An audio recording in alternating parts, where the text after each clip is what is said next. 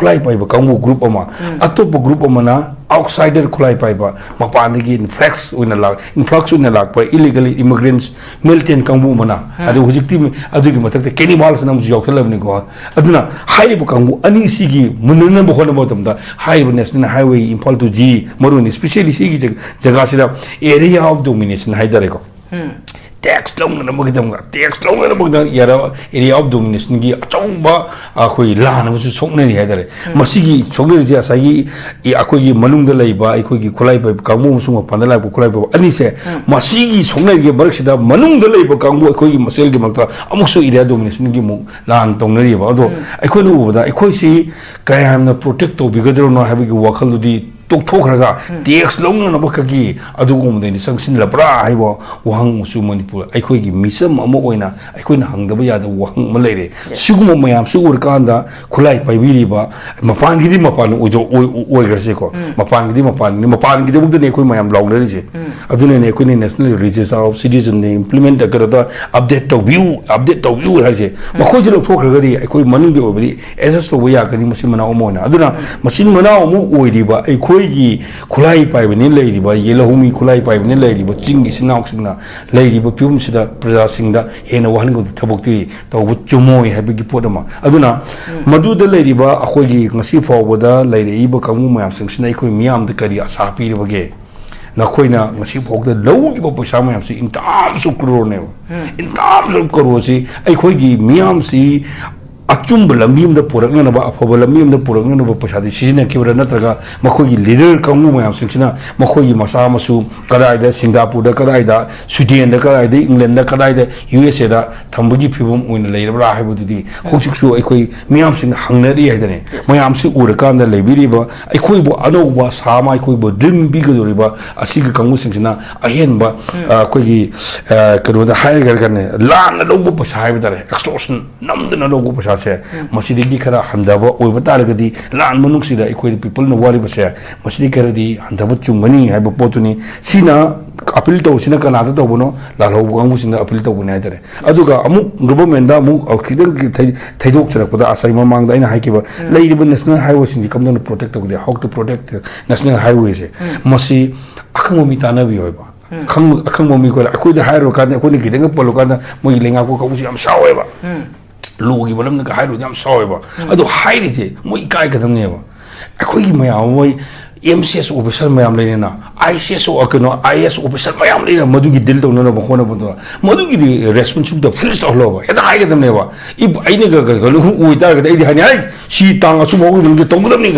I did it or the Wungam never. I don't know Wungam Mosina. I do mana, none or the way at the Haragadi. I give Matakan with the lady by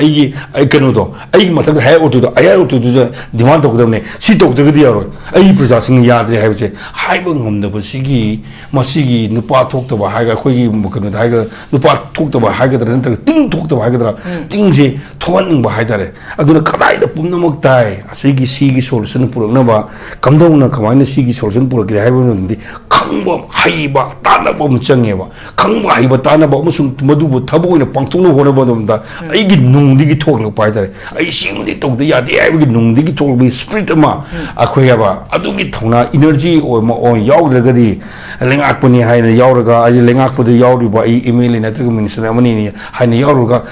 Sawan Magi, Nataka election Mayada, Pasapiraga, Tamonanga, and Hibo, the Bayel Sapom Levani. Vote Pasapariga Lane, Kalamodo, Pasapa, labor to the Pasadudi, some no Lupalising Tarakunate, water, Mother Edlisam, the Lupalising, young beginning, Tamonaga, high the Bayel Zakiza, Masiga Taru, Uragadi, kind with Puponio. I had a mamang the Karato, so I bought me as I can go credit on Titan, I cleaning by that. I don't know, see your I Lenga put su Yamna, Chaiba, do I could Yangnaba, Nati, I couldn't hire see Prasa Amuina, Hajar Aduga, Lenga Pusingi, a Matung in a Gatsa Piriba, Aginung Sidiba, Labox the labor, Yellow Mission Oxing, Kogi, Kano Havatare, Sishu, Aigi. iyamba natraga aigi boss haiba tare adugi lenga pu yorub kangu singsina leiba ki dong te issue kari tawrubarge kari naina bu yorub ga che hanghaning bai tare adu ma adigi leiriba lekai gi leiriba mayam singsi praja mayam singsina ai khoina bot thador gi mamang sei de khu yamna ma ju ya asa to gi bane do masi fogda leiba gi oiba issue mu de ke naina rakte masi ayo mu bot thada ge dar khangan khalaning eba adigi atombo mana mu Boat anubod lekoni tholi ba kangwa hitare ko boat anubod lekoni tholi ba kamu mayam si kari interest tholi si ai nang kari interest tholok tu no BJP da nuksi de ai ki tholok tu ya Congress nuksi de ai tholok tu ri bra natr ka kari interest tholok tu na hai bo to email woni mo email ma gore ka ma am do ra ga di Modi ngasi bok de kem tok de huju mayam tv da unari mayam si kem tok de yauri ade ka hairo ga sai di paisa pai ni mai mapa do paisa am pai ni adu bal adu thola ga de si ne sa ti roidra ba ngasi gi le thoi bu issue mayam si ke masi de kitang yaw view si ni huji aina se mamang hai bu issue ji kam yam ga lori le ri bu issue mayam si issue amana de ga amada de kitang khang biu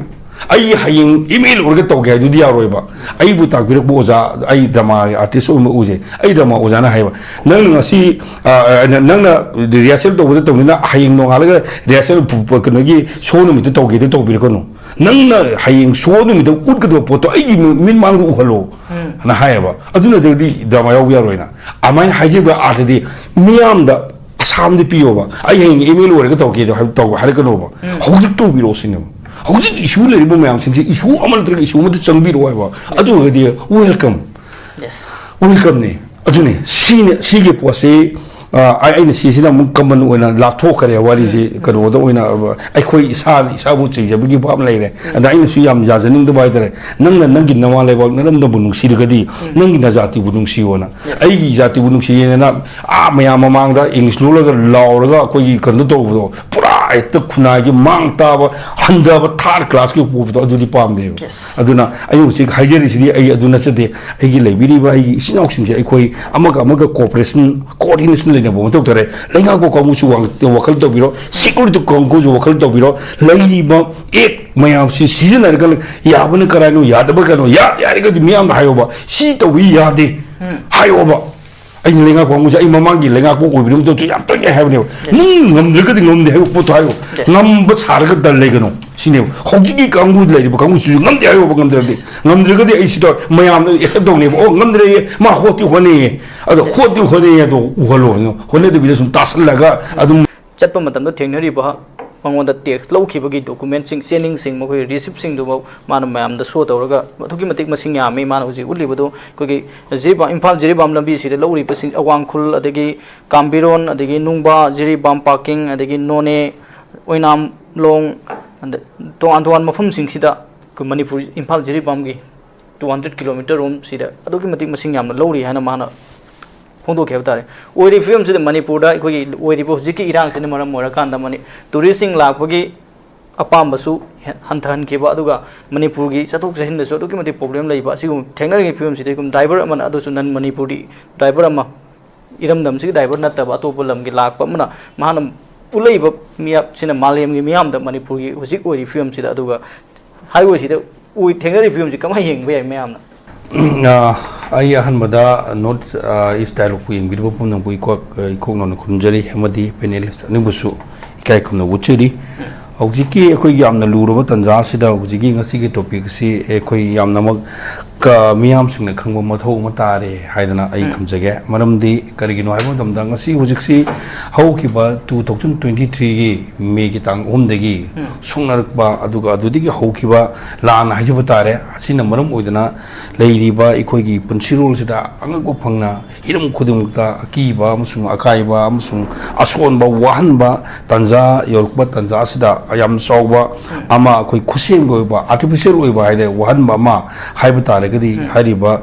text logbugi kano se masisu amani haiba wafum mo thamjage akhoina hujikchi lan mamangda leiramba text logbugi moonga lan matungda leiramba text logbugi moong se khar khenai maroina hana lan mamangda leiramududi normal oina dum pifum thokpani haidana dum khalapi haidare ko aduga lan matungdagi di angam moongda lan pusasi lawi si max speaks ni haiba leite haidana akhoi gi leibiriba mafam odu chatpa diver mayam amana ngasi akhoi ngasi ge topic si tawni hailak pu matamda aingonda pirakpa akhoi information duni aina haijiri se aduna hana lan mamangda leremisi manipuri singdagi text lobu kangu singsi maru oina UG kangu singsini aduna hanadi lambi ohumda maikei ohumda lorumi amana imphal dimapur haibasida adum lorome aduga amana imphal jima jiri lambi haibama amana imphal more haibama si om thongna lorumi aduna lori ba kangu mayam singsi hana gi to toktoka hujiki nongna ngasi topic siga nainaba yabu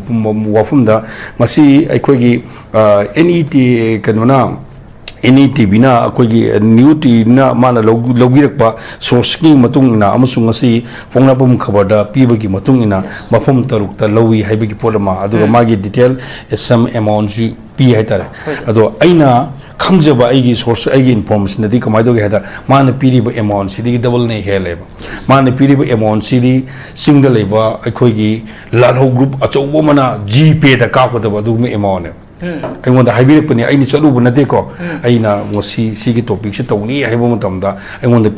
pibirapai monda singda leba yamna chawba khulai paiba kukan banganba group amana lupa lising tara manga dini lupa lising kun phawba adugumba sigi petroleum product khaiba tare jahari se aduga nungti gi chatok chasin na koi day to day life ta sinagadaba essential or goods item mayam saidare madudigi truck amada lobo amount ne lupa lising tang adi lising kun man lowi hai then adugi matungda high level la ho group aduga samnasu manba samnasu manba je akoigi jup oina mulai ko jup ki kangu chidusu moi group ta ani ni leise high level ani du sunu lowi ado high level mukuna lowbusi ka fundai jaga da noni gi jada nungko gi jaga da lupa lising hom de lupa lising hom ga chonga fo lowi abegi record leijai adugi simota ngta kai mai gi jaga da enesin ke gi makai de gi lupa lising amade gina lising ani fo ba lowgi akoi record leijai then amana amuk aikhoigi beli da alai bai dare amakoi di am kana du di haide jiri da beli gi lei ba kano kangu sina di akoi jiri bam gi area da in name sake oina sum maming khakte gi oina amakoi leiri haina khangan bagi adu gi bewara ma tawina ba du tawina hai sumai dogdana leire ba matung da mu aikoi na sigi imphal gi he thogdagi badi kakhel man bidigna tu putubul phawgi area si maruina kuki singna dominant to jaga ni hairi ba jaga sisu mogi kenep kanogi koi German nai haide ko adugi kanguna su phajana lowi habigi report adum lei aduna maruina hairi ba lodi singse tak mum degini ado truck amada lorsi ngasi atai kanu oidebeda ngasi gi record pibiri ba lupa lising kun gamanga se ngasi gi lising kun gamanga si gari amade gini gari amana tha amada ohum ni mari phau chali hai ado mari de tok thosi ohum chala se baduda lupa asagi lising tanga ha che kuma ko ganu lising kuma ohum du multiply to de lupa lising humra ni lupa lising humra ma du sahi ma tha tai thini adu puruk padara gadi kyam gi amount di huge amount ne ba kadai dikshali no kana deki chali no drug driver si drug kamu deki trucky amount judi driver du na bibra driver du bibna de kana man piri ba man puri ba poto good store adu deki amount gine ba ko adu haidi ba magi karba tor ba kangu mayam sing dudi mokhoi pasha mang wala de mui di pasha mang de mui ni si loki ba se tax ni na loki ba sa je som de gi amuk presence de double times to ne ba kana aduna lady ba yamna luru ba tanjasda inflation na haidare paisa kanu gi mamal hingat bagi kanu wa bagi sigi china mukida hoina wahal badi kanano haibu tamda manipur miyam da newa adu lady bipum sida masigi pochai putok puchin tongna bu khona ba matamda manipur gi driver union gi makai gi akhoi gi maduda thengnar ba khudung thi ba driver phubi ba kotbi ba paisa mon bi ba adigi gari mai thabi ba khudung thi ba kayam thengnagre haidare haidi khudung thi ba mayam sing se driver union kanno khonara ga haidare asok ba soiba angam yok da ba maru ina khoi gi manipur gi chief minister da adigi sigi ASP Impal East Impal West da lady boposi mari leina ba concern department da security gi oiba posi pubiu hainan haidra kuni security yong na lori ni security yong lori bani na masigi asai mamang du thami gi ba ikoi gi lengak se masigi yengjin mam thok posi yengjin da ba oina ubra aduna masi posi ngarang na hangi oiba pona te hoki ba mamang di lakle aduna masigi posi urak matam da lady ba khoi gi organization taruk hai batare masigi lamisde ngakte din ledena satok sasin tokba organization taruk sina Maming do panjaro yam sangre ni ko la iba ko nan gi kano digi la iba tang tala manga da ko gi kano de pisin khiba mali honorable chief minister da adun man ha chi la iba july gi tang kunha bawgi manung da ai khoi degi heavy taxes lori bo mayam sing che masi control do bio adun natra gadi mathang gi tang kunha ma thoi degi di nangoi gi man da bo mo amagi khoi gi agitation natra ga moi starting thadok puni khang de amaga tarukani haibagi wafum si leibar bonina leibiri bo honorable gi leibiri ba chief minister की मखादर वीरबा मसीगी सीबु handle तौरिबा एकोई security force सिंग अदुगा लेंगा क मदि लेनबा कांगु सिंगसिना मसी तंगाई मंग फदना लुरबा तंजा सिदि प्रजा सिंग येंकादा मसी मदि एकोई यामना कोपना थबक ओने संगसिबम थोपरा हाइबसि मदि आई थमजगे अदुना लेरिबा फिबुमसिदा businessman mayam singsu leidiba akhoi di pasa lograbni haidana akhoi di mangbu yade akhoi di loss and kano che gain haiwa ani silai business ta buma tomda akhoi je loss sumoi uyadi gain do gudamni haidana masidagi mayam hengat pasina momdana praja mayam ge awa uraka na businessman singsu pose leina leite hilakpa somda landslide to haibagi nama thongan somda tokchlakpa adugi posidi jengjen mom thokpo authority ni jengjen banatragadi khoi uparite aduga marak sidai khoi civil society organization की मरता PPC मैंने protection and preservation committee Manipur ने अमल है high ribo Kangu सिंगसिना ले ribo highway की मतांग दुसु करी यंगसिले दुगा ममल हेंगल लपा पोचै से सी ममंग दुसु हेंगन बगी मतांग दा थिसिन खोपचन मगी अम तवी देन अमना ले रिबो एम कनो गी कोई साथ की स्टूडेंट ने मैम नसु मधु तवे दुबो हंदक मरक सिगी लान मनुंग सिदि मधुगी लंबी दि इचंग संग उदे करिनो हाइबो मतमदा अखोइ दि थिंगनरि बुद्धिमान अखोइ दि थिंगनरि इशू मैम सिंगसे diverse to ama pari da ama to ama pari ama to bonina kana go makangu singsina akoi CSO singju kai do le ri bage ga na hangpa chu yog do bodin nati adu sigi matang le ri ba sigi matang yor pumatam da hana mamang da akoi gi pochai mamal hengat bagi thijan bi ri ba akoi gi PP sengi makai de su amu hina puning sanction binena ba wapum do ai thamjari sigi तंजा से यौरपदा अखोना यामना नुंगाइतबा ngasi मखोइन पीबो information दा हुजिक्सी अखोइ मणिपुर के हैदरे मणिपुर के अवाबसी उरकांदा अतोप तोपा none मैतेस none Manipuri मयामा सिदि लंबी सिदा लाए लंबी सिदा लापजे हाना ममांगदा नुपांगा खंगदो उरमदो ngasi यामना अनुभव पाव मता हाइदारे अखोइ आंध्र प्रदेश तगी नुपी अमा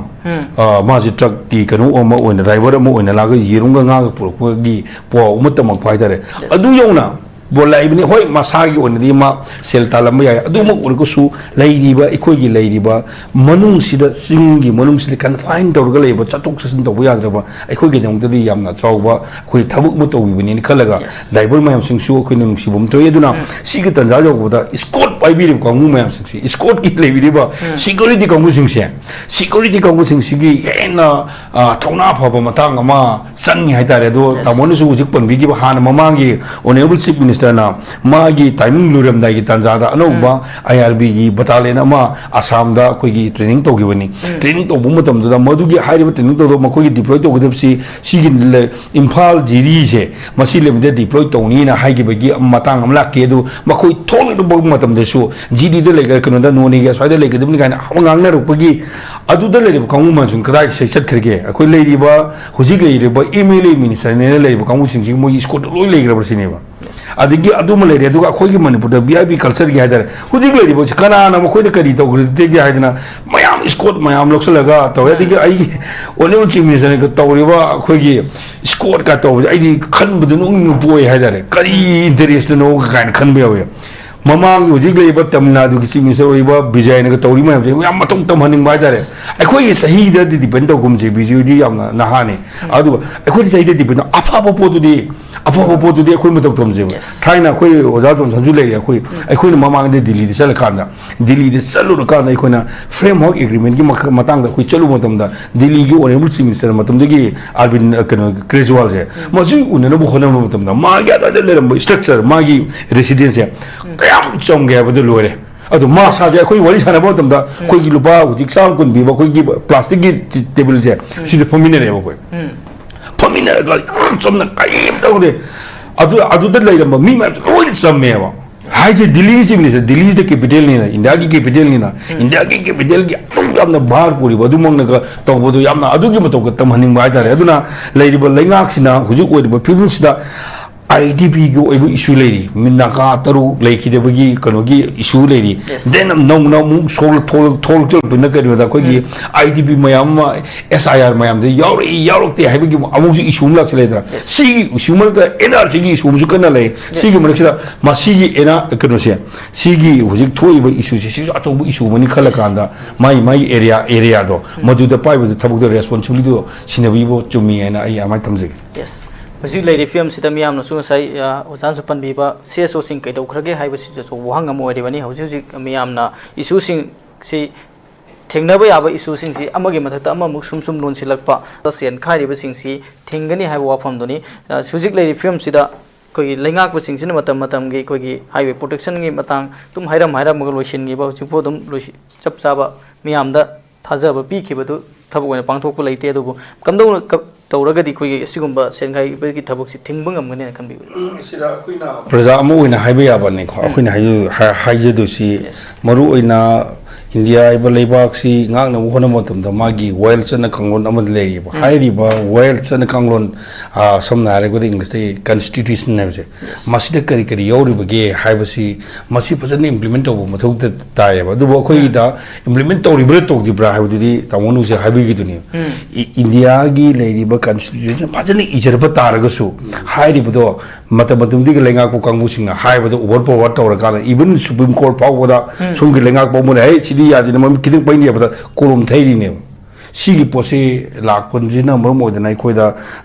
leiri ba lenga khoi gi leiba khoi manipur se khoi gi india se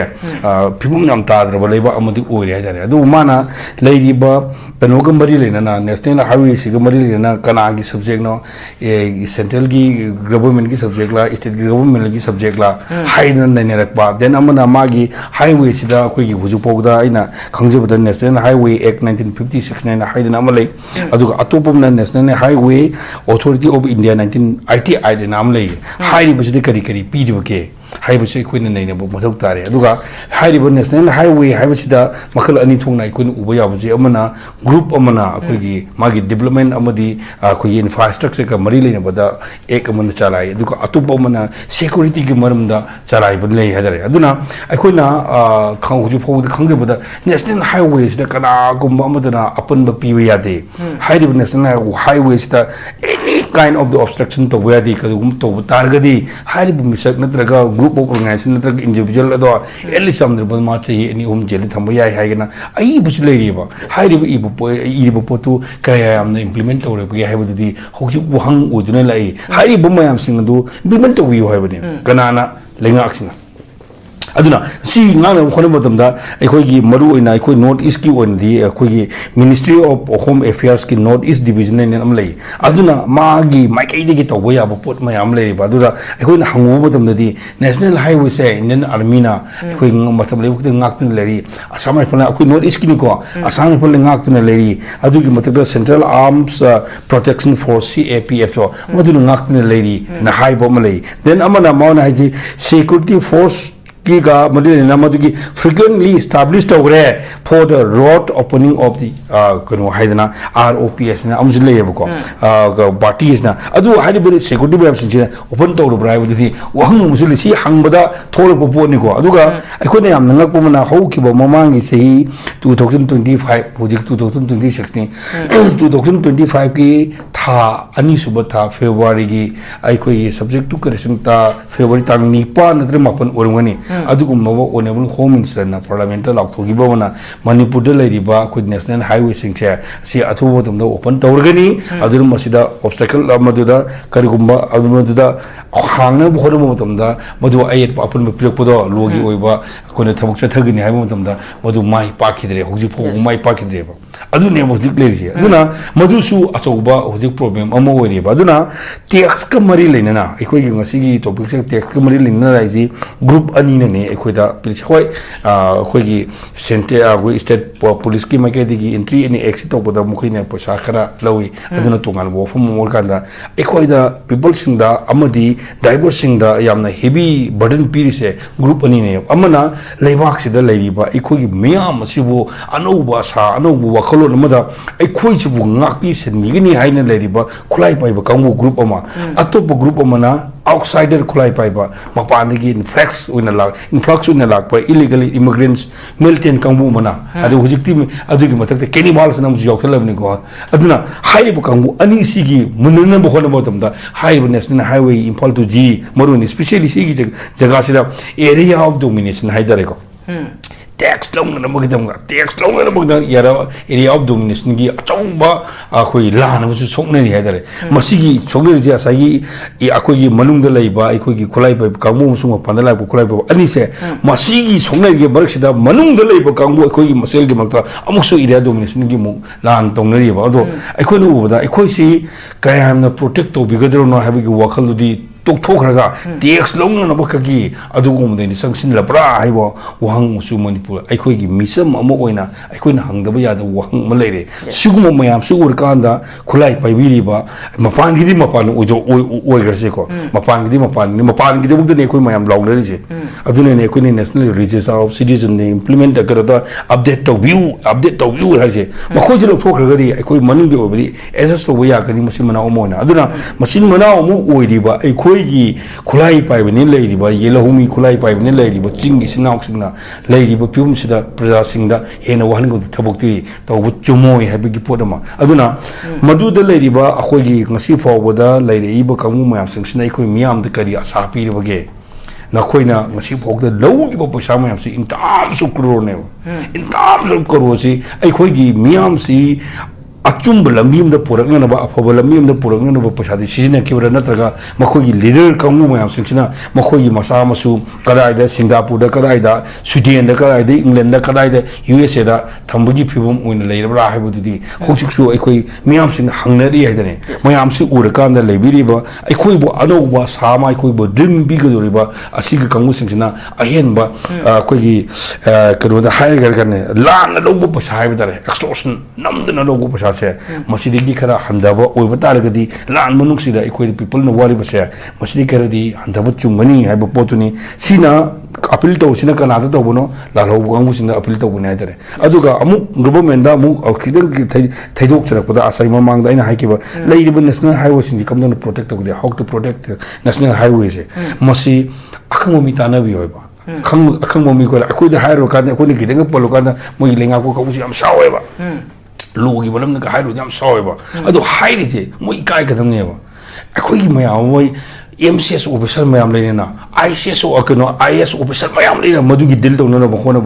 Madugi responsible the first of love, and I get them never. If I nigga who target 80, she tongue a sumo with the Tonga Nigana, I did it or the Wungam never. I do to Wungam Mosina. I do mana, none or the way at the Haragadi, I give Matakan with the lady by I canodo. I give Matan hair to the air to the demand of them. She talked to the video. I possessing yard, they have said, Hibung the Pasigi, Masigi, Nupa talked about Haga, Quigi, Mukan, Nupa talked about Haga, Ting talked about Haga, Things torn by Hydare. I do not Kadai the Punamok die, a Sigi Sigi Solson Purnova, come down a command Sigi Solson Pur, the Haven, the Kangba, Haiba, Tanabom Changeva, Kangba, Haiba, Tanabom, Madu, Tabu in a Pantuno, one of them. I get no digi talk of Python. I see they talk the Yadi, I get no digi talk with Spritama, Aquaba, Adugi Tona, energy or Yaugadi, Lengakuni, Hina Yauraga, I Lengak for the Yauri by email in a 3 minutes ceremony, Hina Yauraga. Son Magi, Nataka election Mayada, Pasapiraga, Tamonang and Hibo the Bayel Sapom Levani. Vote Pasapariga Lane, Kalamodo, Pasapa labor to the Pasadudi, some no policing Tarakunate, Water Mother Edlisam, the policing young beginning, Tamonica high the Bayel Zakizia, Masiga Taru Uragadi, kind with Poneva. I had a mamma the Karato, so I bought me as I could go credit on Titan, I cleaning by that. I don't know, see your I Lenga put su Yamna, Chaiba, do I could Yengnaba, Nati, I couldn't hire see Prasa Amuina, Hajar Aduga, Lenga Pusingi, a Matung in a Gatsa Piriba, Aginung Sidiba, Laybox the labor, yellow mission oxing, Quigi, Habitat, Sishu, Aigi. iyamba natraga aigi boss haiba tare adugi lenga pu yorub kongu singsina leiba ki dong te issue kari tawrubarge kari nei bu yorub ga che hanganing bai tare adu ma adigi leiriba lekai gi leiriba mayam singsi praja mayam singsina ai khoina bot thador gi mamang sei de khu yamna ma ji ya asa to gi bne do masi fogda leiba gi issue mu de ke nei ne rakte masi ayo mu bot thada ge dar ga khangan khalaning eba adigi atombo mana mu bot anuba lekoni tholi ba kangwa idare ko bot anuba lekoni tholi ba kangmu mayam si kari interest tholi nu sin aina hange kari interest tholak puyo no BJP na nuksi de ki tholak do ya Congress nuksi de bi tholak do ribra natr ka kari interest tholak do na hai bo to email ko ni mo email ma ore ka ma am do ra di Modi ngasi bok de kem tok de huju mayam tv da unari mayam si kem tok do yauri adega hairo ga sai di paisa pai ni mai mapa do paisa am pai ni adu bal adu thola ga de si ne sa ti roidra ba ngasi gi le thoi bu issue mayam si ke masi de kitang yaw bi usini huji aina se mamang hai bu issue de kam yam ga lori si le bu issue mayam si issue amana adra amana de kitang khang bi ai haying email urge to ga du dia roiba ai bu tak bir bo za ai drama artist o mu je ai drama o jana haiba nang ngasi nang na rehearsal to bu to na haying no ala rehearsal ko gi show no mi to ge to bir ko no nang na haying show no mi to ut ko po to ai min mang u halo na haiba aduna de di drama ya ya roina amai haje ba art de miam da sam de piyo ba ai haying email urge to ge to har ko no ba hojik to biro sinema hojik issue le ribo mayam sing issue amal tra issue mud changbi ro ba adu gadi welcome yes welcome ne adu ne si ge pose ai ne si sina mun kaman oina la tho kare wari ji kano da oina ai khoi isa bu chei je bi bam lai re ada ai ne su yam ja janing da bai dare nang gi nawa lai ba nam da bunung si gadi nang gi na jati bunung si ona ai gi jati bunung si ne na mayam mamang da english lo ga law ga koi kan do pura ai ta khuna gi mang ta ba handa ba third class ki pu to adu pam de aduna ayu si haijeri si ai aduna se de ai gi lai bi ri ba ai sinok sing je ai khoi amaga cooperation coordination le ne bo to tare lenga ko ko mu chu wang wakal to biro security ko ko ju wakal to biro lai ba ek mayam si season ar kal ya bun karanu ya da ba kanu ya ri ga di miyam hayo ba si to wi ya de hayo ba ai lenga ko mu ai mamang gi lenga ko ko birum to yam to ya have ne ngam de ga di ngam de hayo po to hayo ngam ba sar ga dal le ga no sine hoji gi kangu le ba kangu su ngam de hayo ba ngam de ga di ai si to mayam ne do ne o ngam de ma ho ti ho ne ado ho ti ho ne do u holo no ho ne de bi sum tasal la ga adum matam le mi to bi no sine yes yam pa wa phom ne ho to ba ngam ga da ba mong do ngam ga da ba sang do ko changchin bi ra mu hai ba ni to i to na yengaga to ko to bi gan hai ba ni yam pa wa phom ne ma